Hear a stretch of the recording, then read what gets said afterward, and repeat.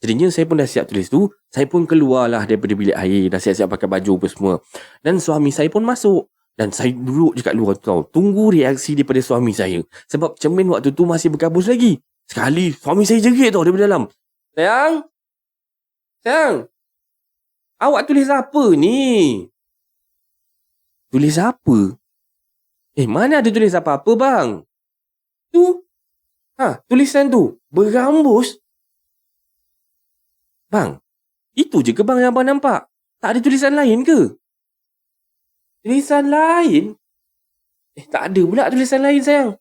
Awak yang tulis kan? Tak baik tau awak ni prank abang macam ni. Dan waktu ni saya sebenarnya dah macam makin pelik tau sebenarnya. Mana pula perkataan I love you abang yang saya tulis dekat bawah tu?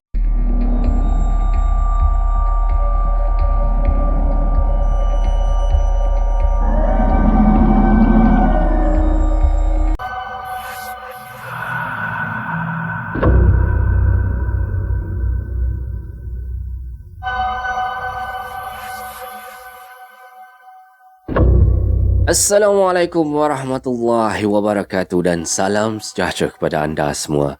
Selamat datang ke channel Kisah Seram Malaysia. Jadinya, diharapkan anda semua pada hari ini sihat-sihat belaka lah hendaknya ya. InsyaAllah, amin amin. Okeylah, semua kisah-kisah yang saya ceritakan dekat sini pada hari ini, anda anggaplah sebagai satu hiburan sahaja. Jadinya, janganlah terlampau taksub ataupun terikut-ikut dengan kisah-kisah yang KSM sampaikan ya. Baiklah, sebelum kita bermula, marilah kita sama-sama berdoa kepada Allah Subhanahu wa taala. Bismillahirrahmanirrahim. Waj'alna min baini aydihim saddan wa min khalfihim saddan fa aghshaynahum fahum la yubsirun. Amin amin ya rabbal alamin. Okey, tanpa membuang masa lagi, hari ini KSM nak bawakan anda kisah berkenaan dengan hotel. Jadinya marilah kita terus ke video yang pertama dengan lafaz Bismillahirrahmanirrahim. Mari kita mulakan.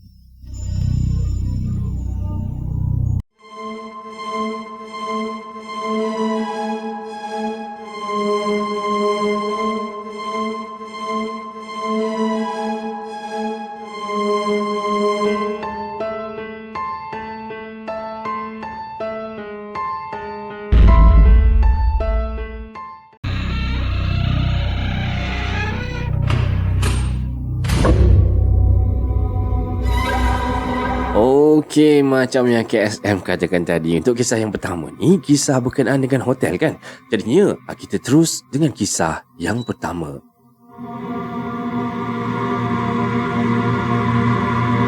Oleh kerana sekarang ni dah masuk musim cuti sekolah lah memang membuat-buat lah rasa nak pergi berjalan-jalan, makan angin ke tempat lain selain daripada rumah saya ni dekat Selangor. Dah lama rasanya tak berjalan-jalan bersama dengan keluarga saya ni. Tak boleh tahan dah rasa dalam hati ni kan. Nak kena juga bawa anak-anak saya dengan suami, maksudnya bawa keluarga saya lah berjalan-jalan. Anak-anak ni masing-masing dah boring katanya duduk kat rumah. Dan kali ni punya percutian, saya pilih untuk pergi berjalan-jalan ke Ipoh. Kami satu kereta, anak beranak 4 orang lah. Dan hotel dekat Ipoh pun kami pilih yang orang kata biasa-biasa je lah. Tak perlulah yang terlalu mahal sangat. Tak perlulah sampai 5 bintang ke apa kan. Cukuplah sekadar selesa, nak mandi, nak solat, nak tidur, itu je lah. Dan hari pertama, kami check in jam 2 petang lah macam biasa. Dan hotel kami ni terletak dekat tengah-tengah pekan Ipoh. Dan bangunan yang digunakan ni ialah bangunan deretan kedai lama yang sudah dinaik taraf. Masih lagi ada saya nampak bangunan dekat sekitar-sekitar situ macam terbiar tau. Bangunan tu macam bagak dah buruk lah dekat sekitar dia. Tapi yang hotel yang saya duduk ni nampak elok lah. Nampak cantik dengan cat warna hitam dan gold dia tu. Memang dari jauh dah boleh nampak dah hotel ni. Dan masa kami masuk secara ke dalam bilik tu, tak ada apa-apa pun yang pelik berlaku. Dan kami semua solat-solat apa semua, keluar balik daripada bilik ni. Dan kita orang pun pergilah explore dekat seluruh bandar Ipoh ni. Banyak tempat makan viral yang nak kena explore ni.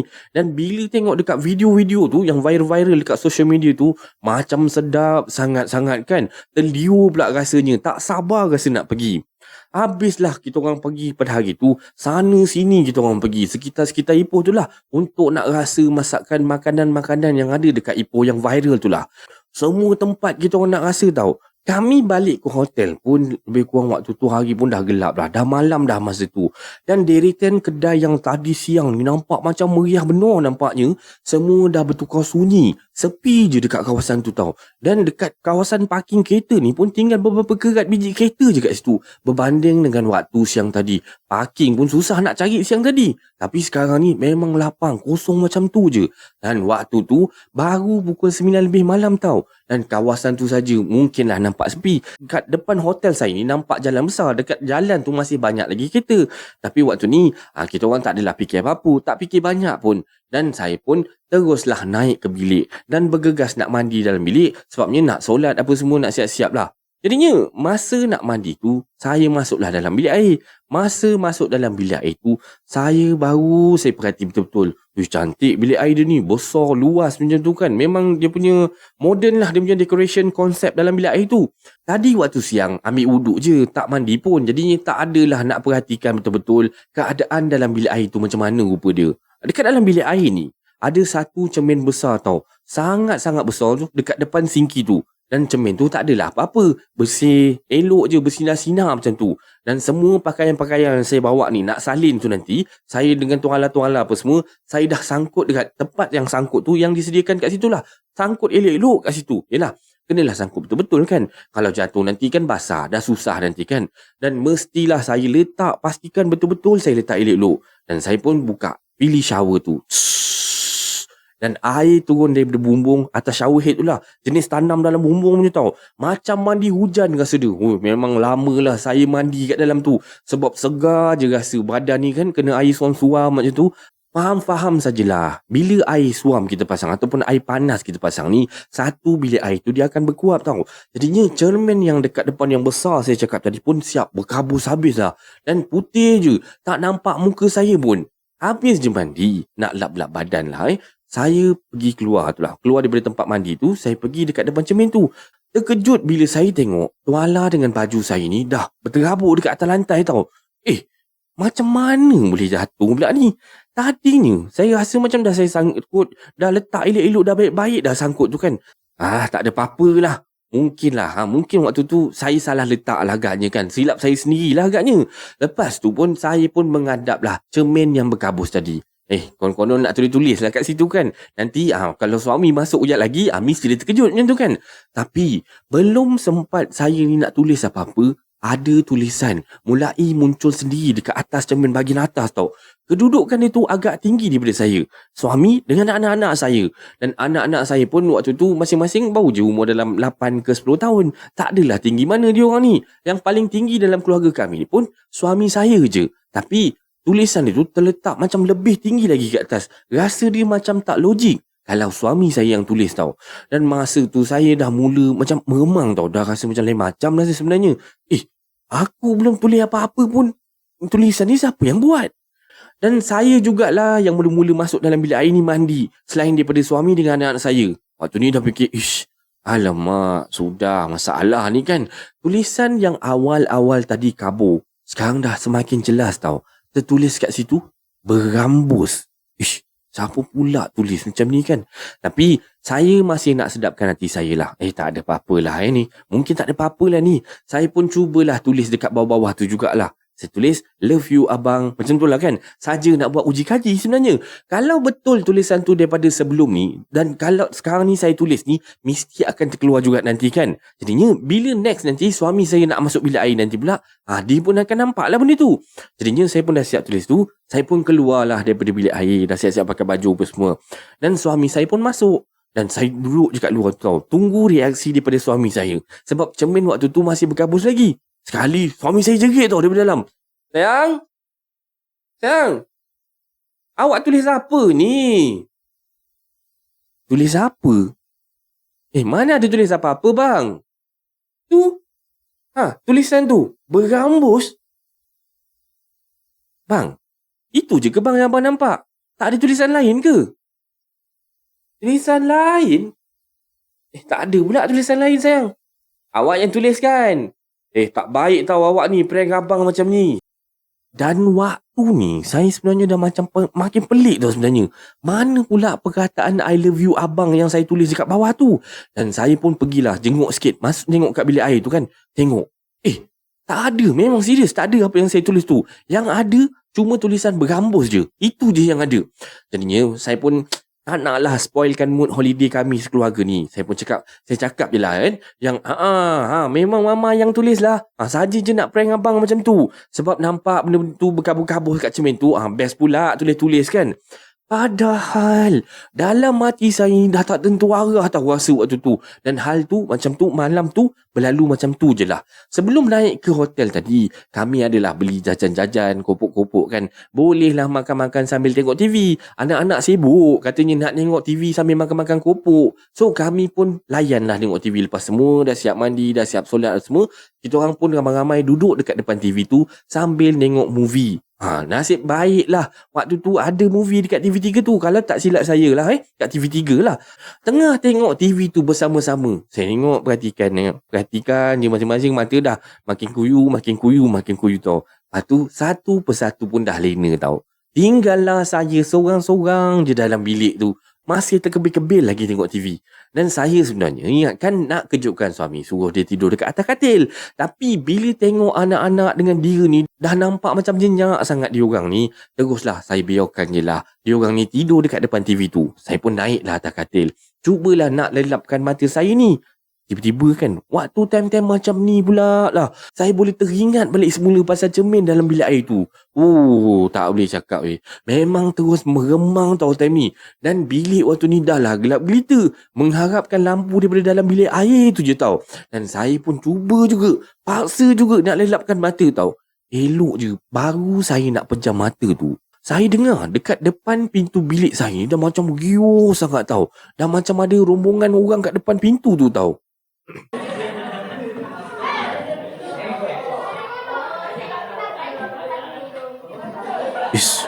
Astaghfirullahalazim.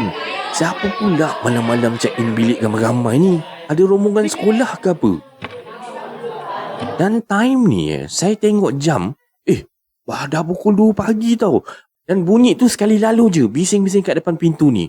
Dan lepas tu terus senyap, sunyi je bunyi tu. Dan saya tengok anak saya, tengok suami saya ni masih nyenyak tidur macam tadi lagi. Macam tak dengar apa-apa tau. Dan saya pula time ni dah berpeluh-peluh lah. Walaupun dalam bilik ni beraircon sejuk ni, tapi saya dah berpeluh-peluh dah. Dah rasa lain macam dah sebenarnya. Tapi saya ni waktu ni masih lagi cuba untuk bersangka baik. Janganlah apa-apa yang tak diingini jadi pada kami sekeluarga ni. Amin, amin, ya rabbal alamin. Baru je nak terlelap sekali lagi, TV pula menyala. Pap! Allahu Akbar. Alah, janganlah macam ni. Mana pula remote ni kan? Saya cari-cari remote ni boleh tak jumpa. Padahal tadi saya yang pegang remote tu last kan. Tulis sana, tulis sini, tak jumpa. Last tertoleh ke arah meja sebelah katil saya ni lah. Remote tu ada dekat atas meja tu tau. Dalam hati saya, mungkin saya tertekan. Tapi macam mana boleh saya tertekan kalau remote tu ada atas meja tu kan? Dan saya waktu ni dah mula baca ayat kursi tau. Janganlah kacau aku. Aku tak kacau kau janganlah kacau aku. Tahu-tahu je saya tertidurlah dalam sekitar pukul 2.30 pagi lah, lebih kurang macam tu. Alih-alih je sedar-sedar je dah subuh dah. Lega dah waktu ni kan, tak ada gangguan lain pun. Esoknya pagi-pagi tu nak mandi. Saya simbah-simbah air dulu, bersih-bersihkan cermin yang memang dah bersih kat situ, dengan harapan jika berkuap lagi nanti tak adalah timbul tulisan-tulisan yang pelik-pelik lagi kan. Okey, saya dah cuci cermin tu semua. Okeylah, lega lah. Dah tak ada dah perkataan tu. Ataupun apa-apa perkataan-perkataan lain. Dan kami pun bersiap-siap lah nak check out. Waktu ni kan dah dekat pukul 12 semua. Dah selesai, kita orang kemas semua. Dah semua keluar. Masuk dalam kereta.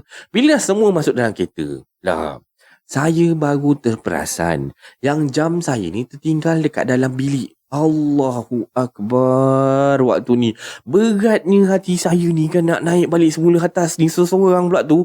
Aduh, memandangkan dalam kereta ni semua dah duduk dah, orang kata dah sibuk dah excited, dah start engine apa semua kan, dah siap-siap nak gerak ni. Nak tak nak kenalah saya ni naik juga seorang-seorang. Saya pun pergi masuk dalam balik hotel tu baik semula, pergi minta kunci dekat receptionist tu semula dan naik ke atas, masuk ke dalam bilik tu. Masa tu tak usah cakap lah. Memang meremang dia. Tak tahulah nak cakap macam mana. Punyalah meremang dia tu. Dan saya rasa macam nak pitam pun ada tau. Meremang tu sampai ke muka dia bila rasa tu. Macam ada benda. Tapi tak nampak apa-apa. Jadinya saya pun buka pintu bilik.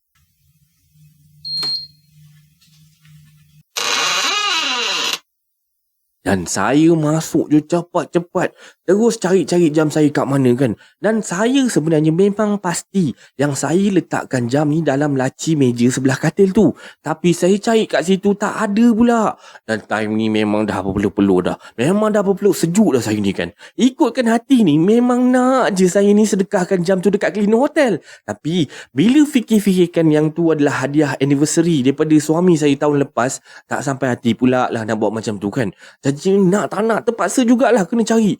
Cari kan. Saya tak jumpa tau. Lepas tu saya cari pula dekat almari tu. Tak jumpa juga. Tiba-tiba kan. Hey.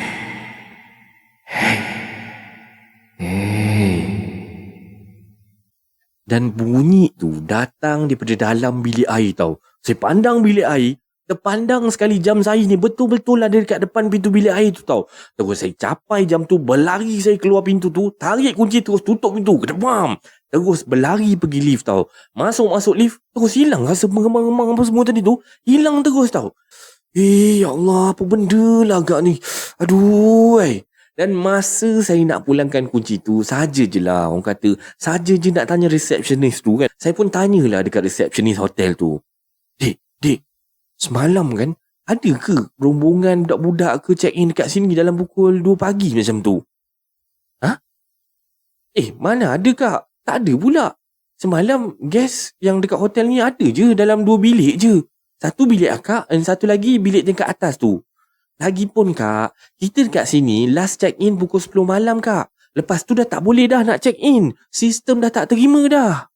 Dan waktu ni saya pun dah Astaghfirullahalazim. Saya pun teruslah masuk dalam kereta ni dengan muka yang pucat. Sampai dengan husband dengan anak saya ni pun tanya, kenapa muka pucat? Tapi waktu ni saya diamkan je tau. Sampai ke sudah saya tak cerita langsung pada sesiapa pun. Baik anak, baik husband. Memang saya tak buka langsung cerita pasal ni.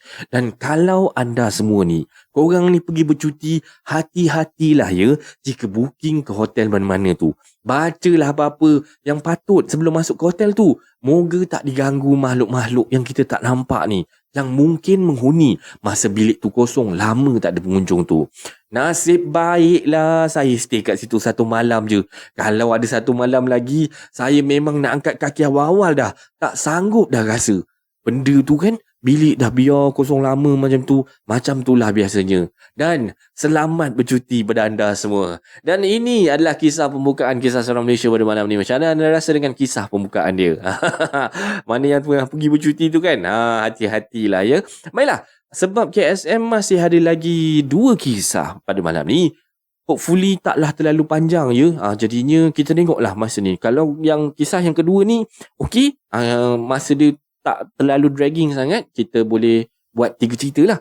Kalau tak, kita terpaksalah 2 cerita je malam ni. Jadi kita terus dengan kisah yang kedua.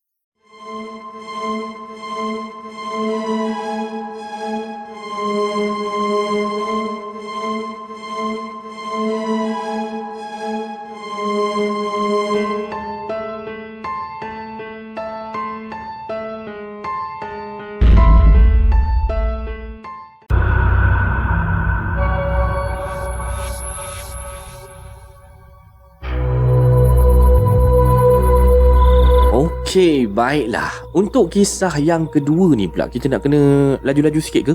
Tak payahlah, kita santai je lah.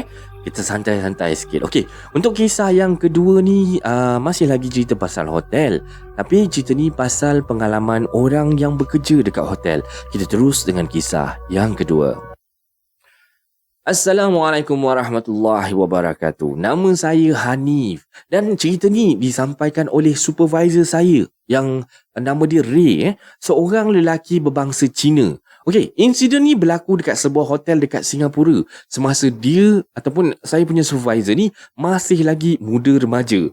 Dan kisah ni terjadi pada awal era tahun 70-an. Dan waktu tu, supervisor saya ni, dia bekerja sebagai part-timer lah untuk nak cari duit lebih untuk buat belanja kahwin dia. By the way lah, dia ni kerja department housekeeping. Alah, bahagian yang orang kata kemas-kemas bilik hotel tu. Lepas tetamu check out apa semua, dia lah baru start kerja dia. Semasa mula memohon kekosongan jawatan di hotel ni, Ray ni dah pun ada kerja hakiki pada sebelah pagi dia. Jadinya, si Ray ni cuma available untuk night shift saja. Dan disebabkan operasi hotel ni berjalan 24 jam sehari, agak mudahlah untuk Ray ni mengisi kekosongan jawatan sebelah malam. Dan seminggu orientation week ni berlalu dengan jayanya waktu tu. Dan senior-senior dengan pakcik-pakcik guard selalu berpesan pada dia ni. Tingkat 4, bilik nombor 404 tu, pada bila-bila masa sekalipun akan sentiasa dikosongkan. Jadinya, jangan layanlah apa-apa insiden ganjil yang datangnya daripada bilik tersebut. Jadinya waktu tu, si Ray ni macam, okey lah, tak ada masalah lah dengan arahan tu pun. Yelah, dia ni pun niat ikhlas kan nak kerja, nak cari duit lebih, nak buat duit kahwin ni kan. Okey. Insiden pertama berlaku, katanya seawal minggu kedua dia dekat hotel tu. Dekat base office dia ni diletakkan satu mesin intercom. Sebagai contoh, kalau korang ni stay dekat bilik 102 dan perlukan orang kata housekeeping assistant lah, just press je butang housekeeping tu kat intercom daripada bilik korang lah. Jadinya dalam selang 10 minit macam tu akan ada lah attendant datang layan masalah korang. Korang nak extra bantal ke, pipe leaking ke, aircon tak sejuk ke, apa-apalah masalah, diorang akan settlekan lah. Jadi korang nak panggil housekeeping tu macam tu je. Dan butang tu dia akan beeping dekat dalam bilik basement punya bilik tu lah. Okay, so semasa Ray dalam mood standby lah, waktu tu dalam pukul 2 pagi macam tu, dah tak ada dah bilik nak kena clear waktu tu time macam tu kan. Jadinya dia tengah santai-santai lah dalam base office dia tu. Dan tiba-tiba butang intercom tu pun menyala tau. Bila butang intercom ni menyala, maknanya lah ada gas lah yang perlukan bantuan kan. Dia tengok je mesin tu tau. Butang bilik 404 tau. Dia dah pandang body shift malam dia tu kan. Dan body shift malam dia ni cuma geleng-gelengkan kepala je lah. Maknanya jangan layan lah. Start daripada hari tu lah, setiap malam dia perasan tau yang butang intercom daripada bilik 404 tu akan menyala antara pukul 2 sampai pukul 4 pagi. Rupa-rupanya selama ni pun memang benda tu sentiasa je menyala. Cuma dia je tak perasan kan. Yelah, waktu tu dia pun newbies lagi dekat hotel tu kan. Budak baru kerja kat situ. Dia pun tak faham sangat. Okey lah. So ceritanya tak berhenti kat situ je. Setahun kemudian lah, department dia ni dapat manager housekeeping yang baru. Dan yang ni pun sama juga, lelaki Cina. Nama dia ni Ah Meng. Okey, dan supervisor saya, si Ray ni, masih lagi terus lagi bekerja dekat situ sebagai permanent part-timer belah malam lah. Dan mungkin sebab bajet hantaran untuk sebelah perempuan tu terlalu tinggi macam tu, kenalah sediakan duit yang secukupnya. So, si Ah Heng ni, ramailah sebenarnya. Orang dah pesan, orang dah cakap, orang dah beritahu dekat si Ah Heng ni pasal bilik 404 tu.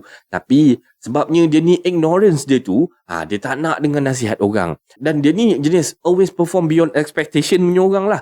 Jadinya dia langsung tak ambil pot tau. Orang pesan apa pun tak masuk. Masuk telinga kiri, keluar telinga kanan. Macam tu lah. Jadinya masuklah minggu kedua. Ada call ke front desk pukul 3 pagi tau. Dan waktu ni si Ah Heng ni bertugas pada sebelah malam pada hari tersebut lah. Dan dia yang angkat telefon tu.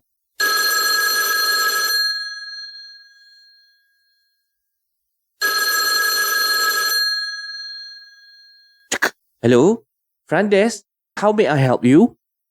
Tu senyap je tau gitu. Hello? Hello? Cik? Saya nak minta hantarkan daging mentah boleh tak? Hantarkan ke bilik ya? Baik-baik cik. Baik-baik. Ni bilik 404 ya? Baik-baik. Saya akan hantarkan ke bilik ya? Peliknya, order daging mentah malam-malam buta Nak buat apa pula kan? Bukan dalam bilik tu ada dapur ke, nak buat masak ke apa, tak ada. Tapi si Aheng ni tak ada bandahan langsung. Dia segala boleh, apa yang guest minta semua dia nak bagi je lah. So, dia pun kenalah settlekan benda ni dengan cepat dan efektif lah. Jadinya order ni pun ditulis kat dalam buku log order tu lah. Dan si Aheng ni teruslah bergegas pergi ke kitchen hotel ni untuk dapatkan daging mentah. Seperti yang guest dekat room tu minta lah. Jadinya, dia pun naik ke tingkat 4. Dengan daging mentah tu lah dia bawa jalan kaki kan. Dengan dulang besi yang bertutup semua tu. Dengan selamba badak dia. Dia pergi dekat pintu bilik 404 tu. Dia ketuk. Room service. Room service. Bila Aheng kuak pintu untuk nak besarkan bukaan pintu tu lah. Nak tengok gasnya ada kat dalam ke tidak. Bilik tu gelap gelita tau. Gelap macam tak ada sesiapa pun yang menghuni kat dalam bilik tu. Dia time tu, macam bela kan. Tiba-tiba, Cik ada bawa kan daging yang saya minta tadi?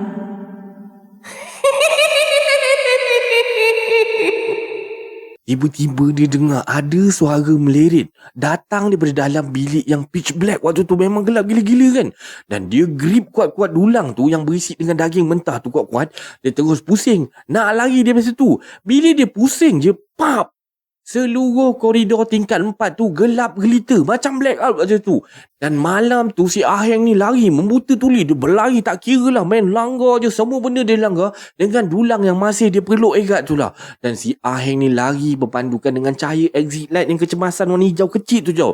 Dia lari menuju ke tangga tau. Dan waktu ni memang lift pun langsung tak nampak kat mana sebab langsung tak ada lampu. Sebab gelap gelita kat situ.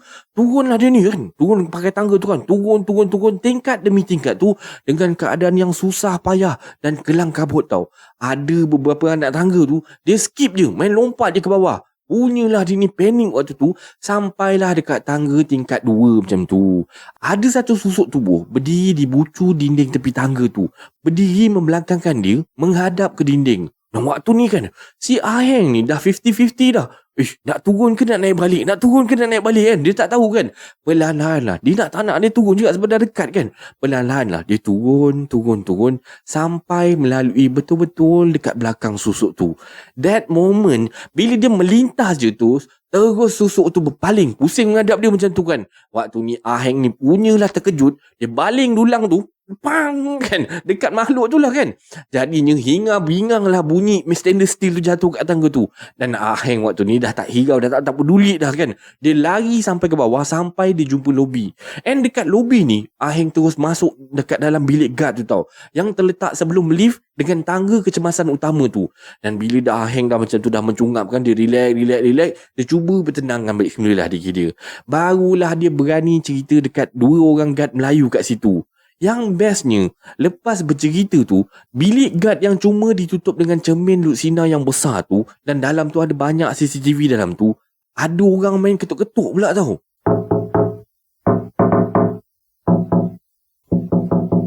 Korang bayangkanlah bilik kaca, ada susunan monitor dekat depan mata ni. Dan korang boleh nampak sepatutnya siapa yang lalu kat depan bilik tu. Sebab glass window tu besar kan.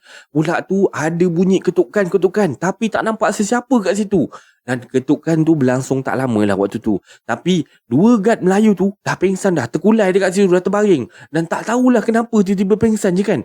Dan Aheng ni pula tak boleh nak pengsan waktu ni. Mungkin sebab adrenalin dia ni dah pump banyak sangat masa dia berlari turun tangga tadi. Kemudiannya daripada jauh tau, datang lagi 2 orang guard. Dan si Aheng bila pandang macam tu, alamak, baru rasa tenang sikit lah. Dah rasa lega sikit. Sebab ada orang boleh tolong tengok-tengokkan guard yang pengsan duduk ni kat atas kursi ni kan. Dan si Aheng ni masih lagi gigih tau, kejutkan guard yang pengsan tu. Tapi bila dah semakin hampir guard yang datang tu lah, kedua-duanya mempunyai rupa yang sama. Macam guard yang pengsan yang tengah si Aheng ni kejutkan tau. Dan tiba-tiba pandangan si Aheng ni terus jadi macam separuh gelap macam tu.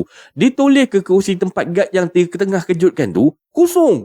Si Aheng ni terus pengsan, pass out dekat situ juga. Dan esoknya bila dia dah terjaga disebabkan terlampau trauma waktu tu, si Aheng ni terus letak notis 24 jam terus resign. kontraknya waktu tu masih dalam keadaan tempoh percubaan lah. Jadinya tak adalah masalah untuk si Aheng ni notis 24 jam. Cuma selama dia dah bekerja ni tak akan dibayar lah, tak dapat gaji lah kan. Sebab breach of probation period kan. Jadinya begitulah cerita yang disampaikan pada saya. Dan pengajaran yang saya kutip daripada cerita ni lah, jangan buat tak indah pada pesanan Syria. Lebih-lebih lagi pesanan orang-orang tua. Ada kalanya dia orang pesan tu mesti ada sebab kenapa mereka boleh berpesan macam tu kan. Dan kalau nak lebih pasti lebih baiklah bertanya. Dan sekianlah cerita daripada saya. Dan ini adalah kisah seram Malaysia yang kedua pada malam ni. Macam mana anda rasa dengan kisah yang kedua ni? Sebab KSM masih ada lagi satu kisah untuk malam ni. So, korang stay tune and enjoy.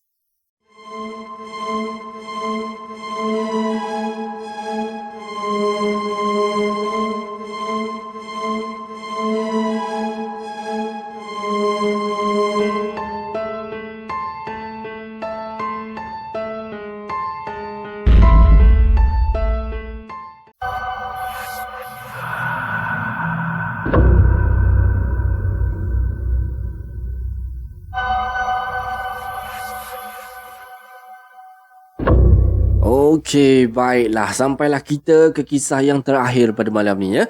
Okey, untuk kisah yang terakhir ni, tajuk dia bekerja di hotel juga. Masih lagi dekat hotel. Kita terus dengan kisah dia.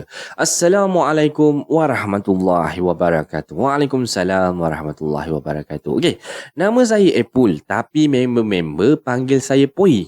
Jadinya saya ingin berkongsi pengalaman seram ketika bekerja di salah sebuah hotel yang berada di Kota Kinabalu, Sabah. Jadinya waktu ni, saya bekerja di bahagian dapur dan nama hotel ni terpaksalah saya rahsiakan demi menjaga nama baik hotel tersebut. Dan hotel tersebut ni betul-betul terletak di tengah-tengah bandar Kota Kinabalu dan ia merupakan antara hotel yang terawal dibina di bandar tersebut. Okey, kisah yang saya nak kongsikan ni adalah merupakan pengalaman dan peristiwa yang benar-benar menyeramkan bagi saya. Macam mana kisah dia? Kita terus dengan kisah dia. Saya mula bekerja dekat hotel tersebut ni pada pertengahan tahun 2010 lah. Dan saya bekerja dekat sana lebih kurang 3 tahun waktu tu. Peristiwa yang saya ingin kongsikan ini adalah ketika saya bekerja dekat sana selama 1.5 tahun waktu tu. Dan saya pun tak tahulah mengapalah dah 1.5 tahun saya kerja dekat sana ni, barulah benda-benda yang hantu-hantu ni nak munculkan diri dan mengganggu saya waktu tu. Jadinya, saya pendekkan ceritalah dan kita terus ke peristiwa yang pertama. Okey, kisah yang pertama ni Kisah pertama ni berlaku ketika saya bekerja overnight shift kata dia. Okey, shift ni bermula pukul 11 malam hingga ke pukul 7 pagi dan saya bertugas di bahagian cold kitchen. Okey, dapur ni menyediakan makanan-makanan macam salad, macam sandwich, macam makanan yang sejuk tu lah, yang biasa orang letak dalam peti sejuk kan. Makanan-makanan macam tu lah. Okey, seperti biasa, jika bekerja overnight shift ni memang seorang-seorang je lah kena menghadap benda tu. Tak ada yang orang kata kerja berpartner pun, tak ada berteman pun. Dan kejadian ni bermula semasa saya menyediakan makanan untuk sarapan pagi lah. Waktu tengah buat kerja malam tu kan, buat kerja. Tiba-tiba rasa perut ni bermulas-mulas lah pula kan. Terasa macam nak membuang. Tapi waktu ni saya tahan lagi tau. Cuba tahankan juga tau. Sebabnya perut saya waktu tu taklah rasa berapa sakit sangat. Tapi tahan. 15 minit kemudian, perut ni dah rasa tak boleh tahan ni kan. Perut dah makin sakit waktu tu. Dan saya ni memang dah tak boleh nak tahan dah ni. Akhirnya saya pun nekat jugalah untuk pergi ke tandas. Dan lokasi tandas ni pula adalah di bilik loker dekat tingkat bawah. Dan semua kerja terpaksalah saya tinggalkan dan tanpa berteman, saya pun jalan seorang diri menuju ke tandas ni. Sampai-sampai je dekat bilik loker bawah tu, keadaan sangat-sangat sunyi. Dan tak ada orang pun dekat bilik tu. Memang seram jugalah. Lalu saya pun meneruskan langkah menuju ke tandas. Dan tandas ni terletak paling ujung dalam bilik loker tu tau. Dan semasa hampir sampai ke tandas tu, langkah saya tiba-tiba macam, dah kenapa pula ni kan? Saya terberhenti kat situ. Sebabnya saya terperasan dekat hujung dinding tandas tersebut, kira-kira 5 meter je daripada tempat yang saya berdiri ni, saya perasan ada sekujur tubuh kaku berdiri menghadap ke dinding. Dan masa tu perasaan saya ni betul-betul bercampur-campur tau. Rasa hairan ada, rasa takut pun ada, rasa terkejut. Semualah ada kan. Dan apa yang saya lihat dekat depan mata saya waktu tu adalah susuk tubuh seorang perempuan tau. Dia pakai baju staff department HR macam tu. Dan masa tu dalam fikiran saya, takkanlah salah seorang budak-budak department HR ni masuk bilik loker ni kan. Dan saya sangat-sangat yakin pada waktu tu yang saya ni masuk bilik loker lelaki. Dan bila masalah pula staff HR ni ada kerja pada overnight shift macam ni kan. Dan diorang ni biasanya paling lewat pun pukul 6 petang dah. Semua dah balik dah. Dan belum pun sempat saya melangkahkan kaki saya ni untuk nak masuk ke dalam tandas tu. Tiba-tiba perempuan tu menangis tau.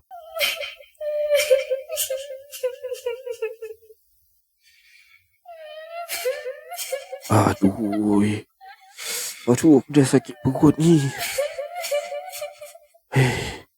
Kenapa pula ni? Siapa dia ni? Lepas tu kan, tiba-tiba dia diam tau. Dan pada waktu tu, saya memang betul-betul lah takut sebenarnya. Segala bulu roma semua dah naik tau. Dan perasaan saya pada masa tu, masih macam bingung-bingung tau. Dalam fikiran saya waktu tu, perempuan ni betul ke perempuan? Ataupun hantu, ataupun manusia kan?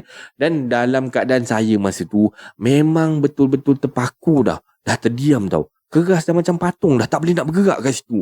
Dan kaki saya ni macam tak dapat nak melangkah dah. Dan saya betul-betul seperti orang yang dah dipukau dekat situ. Dan saya pandang je terus perempuan tu tau. Kerana itu adalah kali pertama saya melalui pengalaman yang macam tu rupa tau. Dan saya cubalah baca ayat-ayat kursi, baca. Nasib baiklah waktu tu saya dah hafal. Tapi tak tahulah dalam keadaan macam tu betul ke tidak bacaan saya waktu tu kan. Dan mata saya ni hanya terus fokus je tau memerhatikan perempuan tersebut. Tiba-tiba, pop! Lampu dalam bilik locker room tu terpadam tau. Dan saya dah tak tahu dah nak buat apa masa tu. Dan saya terus tau baca ayat kursi tu tau, berulang-ulang kali. Dengan izin Allah Subhanahu Wa Taala lah, lampu kat dalam locker room ni tiba-tiba hidup semula. Dan perempuan tu saya tengok dah tak ada dah hilang macam tu. Tanpa membuang masa apa lagi, dengan sepantas yang boleh, saya pun berlarilah keluar daripada bilik loker tu. Dan dah melari macam orang gila tau. Berlari sambil jerit-jerit, Allahu Akbar, Allahu Akbar, Allahu Akbar. Berkali-kali sehinggalah sampai ke dapur saya. Dan setibanya saya dekat dapur tu, saya nampaklah dua orang kawan pekerja saya ni yang bertugas di bahagian dapur lain berlari tau menuju ke tempat saya. Dan pada waktu tu badan saya dah shaking dah menggigil-gigil habis dah. Dan muka saya ni dah pucat habis dah. Dan dia orang nampak saya macam tu, dia orang pun terkejut lah. Kenapa pula kau dah macam ni kan? Dan dia orang kata yang dia orang dengar suara saya ni menjerit daripada tingkat bawah tadi. Sebab itulah bila mereka melihat saya berlari masuk ke dapur, dia orang pun belurulah masuk ke tempat saya. Dengan suara yang tersekat-sekat waktu tu, saya pun ceritakanlah pada dia orang ni benda yang baru saja saya lalui dekat bilik loker tu. Dan dia orang apa lagi memang terkejut lah kan. Kenapa lah kau ni boleh berani sangat kan pergi toilet macam tu seorang-seorang kan? Kenapa kau berani sangat? Sebabnya dia orang kata biasanya kalau kerja dekat sini malam-malam, kalau nak pergi toilet dekat bawah tu, ajak teman. Sebab dekat situ memang dah selalu ada kes macam tu. Dan bila dia orang dah tengok keadaan saya waktu tu dah menggigil-gigil macam tu, dia orang pun tak benarkan saya sambung buat kerja saya balik semula. Dan Azmi, seorang ni lah, nama dia Azmi, yang kerja di bahagian dapur pastry pun ajak saya untuk berehat dekat tempat dia. Kerana dia orang ni agak risau melihatkan keadaan saya waktu tu dah menggigil-gigil sangat. Jadinya dipendekkan cerita lah. Lepas kejadian tersebut, saya telah demam selama 4 hari dan terpaksa berubat menggunakan rawatan perubatan Islam untuk memulihkan semangat. Okey, untuk kisah yang kedua pula, kejadian yang kedua ni berlaku semasa shift overnight juga. Namun, kejadian ni berlaku beberapa bulan daripada kejadian yang pertama. Dan kali ni, kejadian seram ni berlaku melibatkan saya dan seorang rakan sekerja yang bekerja di bahagian room service. Nama dia Syarif budak ni Syarif ni ketika tu dia ada dapat order daripada pelanggan lah yang menginap di bilik hotel tersebut. Memandangkan dia ni orang kata newbies lah, staff baru kat situ dan pertama kali dia bekerja malam tu pada overnight shift tu. Jadinya saya terpaksa lah temankan si Syarif ni untuk menghantar order makanan tersebut. Dan kalau tak silap saya ni, kami kena hantar order tu kat tingkat 9 tau. Dan nombor bilik saya dah tak ingat dah berapa nombor bilik tu kan. Okey, kejadian seram bermula dekat lift hotel tersebut. Dan untuk pengetahuan anda semualah, dekat lift hotel tu ada 2 bahagian tau. Satu untuk bahagian kegunaan staff dan bahagian satu lagi pula hanya untuk tetamu. Jadi semasa kami dekat dalam lift ni lah, si Sharif ni terhidur dengan satu bau tau. Bau busuk macam bau bangkai macam tu. Namun saya langsung tak terhidur pun bau tu. Tak ada bau apa-apa pun. Sesampai je lift dekat tingkat 7 tu, lift ni tiba-tiba berhenti tau. Dan pintu lift terbuka. Dan kita orang pun pandang lah. Syarif pandang saya pandang Syarif macam tu kan. Dah kenapa pula dengan lift ni kan? Rosak ke apa? Kan aku tekan nombor 9 tadi. Kenapa berhenti kat tingkat 7 ni? Saya tengok Syarif kan. Saya pun hairan jugalah. Sebab tak ada orang pun yang berdiri dekat luar tingkat 7 tu tau. Dan Syarif pun tekan semula butang lift untuk tutup tau. Dan pintu lift tu tertutup semula. Kedekrang. Namun lift tu tak bergerak-gerak. Dia stay je kat situ kan. Muka Syarif waktu ni dah nampak pucat tau. Dan dia mulalah mengundur sikit ke belakang. Mengundur lagi ke belakang kan. Alah Syarif, relax lah Syarif. Lift ni rosak je lah. Tak ada apa-apa lah. Tak berapa lama lepas saya cakap macam tu, lift ni dah mula bergerak semula tau. Tapi yang menakutkannya, lift ni bukan naik ke atas tau. Tapi dia turun ke bawah. Ke tingkat 6. Lepas berhenti dekat tingkat 6 ni, pintu lift ni tak terbuka pun. Syarif waktu ni dah mula dah ketakutan tau. Muka dia dah peluh-peluh dah nampak kan. Bro, relax lah. Kau janganlah macam ni. Janganlah takut. Lift ni rosak lah. Dah, jangan fikir bukan-bukan lah. Kita kan kerja ni, cari rezeki halal. Semasa tu, saya sebenarnya memang dah takut juga tau. Tapi, oleh kerana waktu tu kita orang berdua kan, rasa takut tu kurang lah sikit kan. Dan Syarif waktu tu saya tengok dia dah mulut dah terkomak-kamik dah baca ayat kursi waktu tu. Selepas berhenti dekat tingkat 6 tu, tiba-tiba lift tu gerak semula tau. Dan sama lagi, masih macam tadi. Lift ni masih lagi turun ke bawah tau. Kali ni, lift ni berhenti betul-betul dekat tingkat 5 pula tau. Kejadian kali ni memang betul-betul menyeramkan tau. Setelah lift ni berhenti dekat tingkat 5 ni, pintu tetap tak terbuka tau. Namun, apa yang menakutkan adalah apabila kami terdengar suara baby menangis dekat luar lift ni.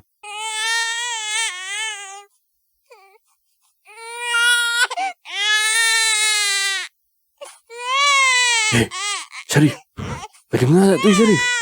Astaghfirullahaladzim. Kau baca je ayat kursi tu, kau baca je weh. Jangan berhenti. Dan waktu ni si Syarif dah mula berdiri kat belakang saya tau. Dan saya pun waktu tu memang dah takut sangat-sangat juga. Dan saya minta si Syarif ni terus baca ayat kursi tu sama-sama dengan saya lah. Dan suara tu masih jelas kedengaran dekat luar lift waktu ni. Saya dengan Syarif ni dah berdoa. Janganlah pintu lift ni terbuka. Kalau terbuka juga memang pengsan lah kita orang berdua kat dalam lift tu waktu tu. Dengan sedikit keberanian yang ada lah, saya tekan butang lift ni berulang-ulang kali. Tak. Tiba-tiba bunyi baby menangis tu senyap tau. Saya pula terus tekan lah. Tekan. Sambil tutup mata dah waktu ni. Akhirnya Alhamdulillah lift tu bergerak lagi. Dan kali ni lift ni bergerak semula, naik ke atas tau. Dan Syarif pun sambung lagi baca ayat kursi ni berulang-ulang kali.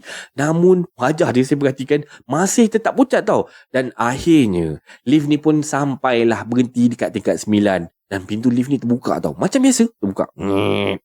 Mulanya kita orang dua orang ni dah takut nak keluar. Tapi saya tetap juga, jomlah Syarif, kita cepatlah settlekan kerja ni, cepat kita boleh turun bawah kan. Dan dengan keberanian yang tak berapa nak ada lah waktu tu, kami pun keluarlah cepat-cepat tanpa menoleh ke kiri dan ke kanan. Namun benda pelik pula yang terjadi semasa kami menghantar pesanan tu pergi ke bilik tetamu tadi. Tetamu tu dia seorang perempuan tau. Bila kita orang sampai je dekat depan pintu bilik tu, dia dah standby dah. Dah tunggu dengan pintu yang terbuka macam tu. Dia capai makanan yang dia pesan tu, dia terus masuk semula dalam bilik waktu tu. Dan semasa dia tutup pintu bilik tu, bam! Baru kami perasan dekat depan pintu bilik dia ni, ada tertampal kertas satu, dia tulis kat situ, under maintenance. Dan tanda tersebut bermaksud bilik tu tak boleh digunakan, tak boleh dibagikan pada guest kerana masih lagi dalam penyelenggaraan tau. Dengan masing-masing tak berkata apa-apa, dah macam orang bisu dah waktu ni, kita orang pun cepat-cepatlah berlari meninggalkan tempat tersebut. Dan semasa kami hampir sampai ke pintu lift, Syarif kata, weh, aku tak naklah guna lift tadi tu. Kita guna je lah gas lift. Tak naklah aku guna lift tadi. Dan saya pun waktu tu dah tak kisah dah kan. Kalau kena marah ke, kena apa ke, lantak korang lah. Kalau kena marah, kita orang ceritalah apa benda yang jadi sebenarnya. Dan akhirnya kami sampai jugalah ke tingkat bawah dan terus berjalan menuju ke lobi hotel untuk masuk ke tempat kami masing-masing. Dan perkara tersebut hanya kami ceritakan pada rakan-rakan yang lain selepas kami hampir selesai menghabiskan shift kami. Dan selepas kejadian tersebut, Syarif tu demam selama 2 hari. Taklah teruk sangat. Dan pada malam tersebut, hanya itu sajalah pesanan yang diterima oleh si Syarif tu. Dan makanan yang kami hantar tu telah diambil semula oleh staf lain pada waktu pagi. Dan makanan tersebut berada dekat luar bilik perempuan tu lah. Dan makanan tu pula masih dalam bentuk asalnya. Tak terusik sedikit pun. Dan itu sajalah pengalaman seram saya yang betul-betul saya rasa sangat-sangat menyeramkan yang terjadi betul-betul pada diri saya ketika saya bekerja dekat hotel tu. Sekian, terima kasih. Dan ini adalah kisah seram Malaysia pada malam ni. Semoga anda terhibur dengan kisah-kisah yang KSM sampaikan ya. Maafkanlah kalau ada tersalah kata, tersasul bahasa. Minta maaf sangat-sangat. Baiklah, sebelum kita akhiri kisah seram Malaysia pada malam ni, disclaimer dulu ya. Semua kisah-kisah yang saya ceritakan kat sini pada hari ini anda anggaplah sebagai satu hiburan sahaja. Janganlah terlampau taksub ataupun terikut-ikut. Baiklah, sebarang komen, like dan share daripada anda semua amat-amatlah dihargai. Dan terima kasih kepada yang sudi subscribe di channel Kisah Seram Malaysia ni. Dan yang masih belum tu, anda bantulah saya dengan menekan butang subscribe, like dan sharekan video ini kepada kawan-kawan anda. Dan sokongan daripada anda semua adalah ibarat satu pembakar semangat buat saya untuk terus berkarya agar saya terus berusaha untuk membuat banyak video-video yang baik, yang menarik dan berkualiti untuk anda semua tonton, insya-Allah. Jadinya yang baik itu datang daripada Allah Subhanahu Wa Taala dan yang buruk itu datang daripada kelemahan diri saya sendiri. Dan saya akhiri kisah seram Malaysia pada kali ini dengan lafaz Assalamualaikum warahmatullahi wabarakatuh. Thank you so much guys for your support. See you in next video. Take care guys and God bless you.